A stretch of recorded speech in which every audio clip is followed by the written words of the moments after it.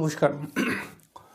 অনেক সময় দেখা যায় শনির সাড়ে সাতি মানুষকে কিন্তু অনেক সমস্যা দেয় এবং শনির সাড়ে সাতি তো নামটা তো অনেক ফেমাস, সবাই জানে। তো আমি যখন জ্যোতিষের অনুষ্ঠান করতাম তখন তো আমি বুঝিয়েছি যে শনির সাড়ে সাতি কখন মানুষের জীবনকে সমস্যাগ্রস্ত করে এবং কিছু কিছু মানুষের ক্ষেত্রে শনির সাড়ে সাতি সব থেকে বেশি লাভ সেই সমস্ত মানুষদেরকে দিয়ে যায়। তবে তার বেশ কিছু কন্ডিশন রয়েছে, কিন্তু আজকে সেই সমস্ত বিষয় নিয়ে আলোচনা করব না। আজকে একটি সহজ সরল ভাষায় একটি বিষয়কে বোঝাবো যে শনির সাড়ে সাতি যদি আপনাকে অনেক কষ্ট দিয়ে থাকে বা অনেক কষ্ট দিচ্ছে এবং শনির সাড়ে সাতি প্রভাবে পড়ে আপনি ঋণগ্রস্ত হয়ে যাচ্ছেন, ধার বাকি হয়ে যাচ্ছে, আপনি প্রচণ্ড আর্থিক সমস্যার মধ্যে চলছেন, মানসিক ডিপ্রেশন তো পিছুই ছাড়ছে না এবং বেশ কিছু সময় ঘরের মধ্যে স্বামী স্ত্রীর মধ্যে অশান্তি লেগে যাচ্ছে। তো এই ক্ষেত্রে আপনি শনির সাড়ে সাতির জন্য একটি উপায় করতে পারেন, মানে আমি যেই সমস্ত উপায়গুলো বলছি সেই সমস্ত উপায়গুলো করতে পারেন, তাহলে কিন্তু আপনি আস্তে আস্তে করে রিলিফ পাবেন। তো শনি সাড়ে সাতির ক্ষেত্রে খুব ফেমাস, মারোয়াড়িরা করে, এটা হচ্ছে সর্ষের তেল শনি মন্দিরে দান করা উচিত।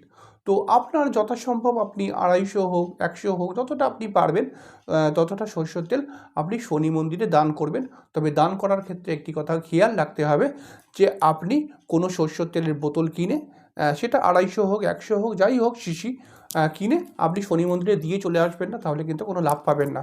আপনি সর্ষের তেলটাকে খুলে সবসময় দেবেন, অর্থাৎ একটি বাটি নিয়ে যাবেন এবং সেই বাটির মধ্যে স্টিলের বাটি ওখানে রেখে দেবেন শনি মন্দিরে, বা মাটির বাটি, আপনি মাটির বাটি কিনতে পাওয়া যায় দশকর্মার দোকানে।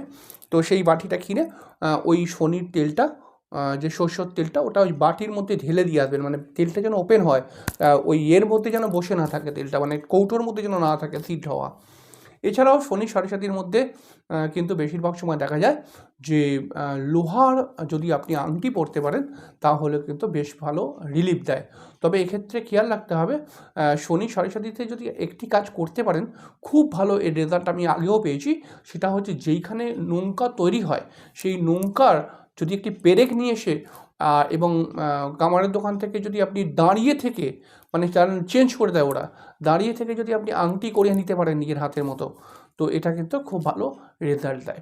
এছাড়াও শনি সাড়ে সাতিতে ঘরের ঠিক মুখ্য দরজার ওপরে ঘোড়ার নাল দিয়ে, মানে লালটা লাগানো উচিত, মানে ভালো ফল দেয় এটা করলে পারে।